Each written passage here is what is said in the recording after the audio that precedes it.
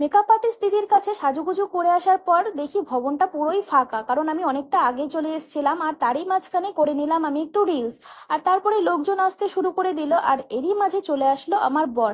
কি মিষ্টি লাগছে আমার বরকে, তাই না? খুব বাচ্চা বর কিন্তু। তো যাই হোক, আমার মা এখানে আশীর্বাদ করে নিল, বরণ করে নিল।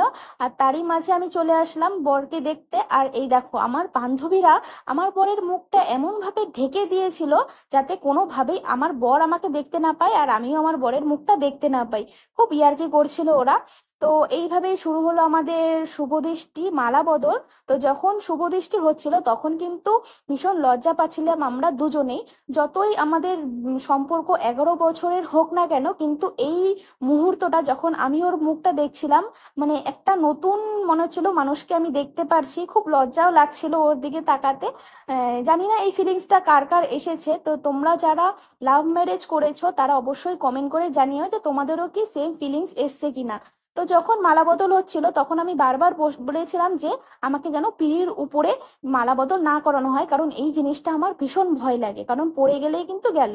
তো ওই জন্যই আমরা দাঁড়িয়ে মালা বদল করেছিলাম। আর একটু আমার বরকে বলছিলাম যে একটু বসতে, যাতে ও বসে আমি তারপরে মালাটা বদল করি। তো ও যখন বসেছিল আমার খুব ভালো লেগেছিল। এইভাবেই সম্পূর্ণ হলো আমাদের মালা বদল। তারপরে আমরা বসে পড়লাম বিয়েতে। আমার এই বিয়ের লুকসে আমাকে কেমন লাগছে ওটাও কিন্তু তোমরা কমেন্ট করে জানিও। আর আমি যেই দিদির কাছ থেকে মেকআপ করেছি ওই দিদির যদি কন্ট্যাক্ট নাম্বার কারো লাগে তাহলে আমাকে কমেন্ট করে জানিও, আমি ওই দিদির কন্ট্যাক্ট নাম্বার তোমাদের দিয়ে দেবো। তো এখানে আমার বিয়ে কমপ্লিট। আর ওই দেখো পিছনে আমার বন্ধু চলে এসছে ফটো তোলার জন্য। এখানে আমার ঠাকুমা আশীর্বাদ করছিল। আর তারপরে বিয়ে শেষ হওয়ার পরে এই খেলাগুলো কিন্তু ভীষণ মজাদার। আর এইখানে খেলা খেলতে খেলতে আমি একটু আমার বরের সাথে মজাও করছিলাম। আমি চাইতাম আমার বিয়ের প্রত্যেকটা নিয়ম যেন আমি খুব মজা সহকারে, খুব আনন্দ সহকারে কমপ্লিট করি। আর আমার সাথে সাথে আমার বাড়ির লোক, বন্ধু বান্ধব সবাইও কিন্তু খুব মজাও করেছে। এই নিয়মটাও কিন্তু খুব মজাদার। তো ওখানে আমার ঠাকুমা বলছিল যে দীপ নাকি আমার পিছন পিছন ঘুরছিল, আর ওটা শুনে কিন্তু আমি খুব খুশিও হয়েছি।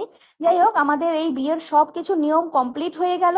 এইবার মিষ্টি খাওয়ার পালা। এখানে আমার এতটাই খিদে পেয়েছিল যে আমি দীপকে বলছিলাম আমাকে পুরো মিষ্টিটাই যেন খাইয়ে দেয়, যদিও বা আমি মিষ্টি অত পছন্দ করি না। শুরু হলো আমার বৌদিদের জুতো চুরির পালা। তো এখানে আমার বান্ধবীরা বৌদিরা দীপের জুতো চুরি করেছিল। আর যখন আমাকে নিয়ে ঘরে যাচ্ছিল দীপ, তখন ওরা গেট ধরে বলেছিল যে ওদের 10,000 টাকার দাবি আছে। এইখানে দীপের বোন জামাই সবাইকে এটাই বোঝানোর চেষ্টা করছিল যে বিয়েটা যাতে পুরোপুরি হয়ে যায়, তারপরে ওদের দাবি মানা হবে। আর এইখানে দেখো আমি কিন্তু খুব মজা নিচ্ছি, কারণ আমার ভীষণ মজা লাগছিল। আমি কিন্তু কারোর পক্ষে ছিলাম না, না আমার বৌদিদের পক্ষে, না দ্বীপের পক্ষে।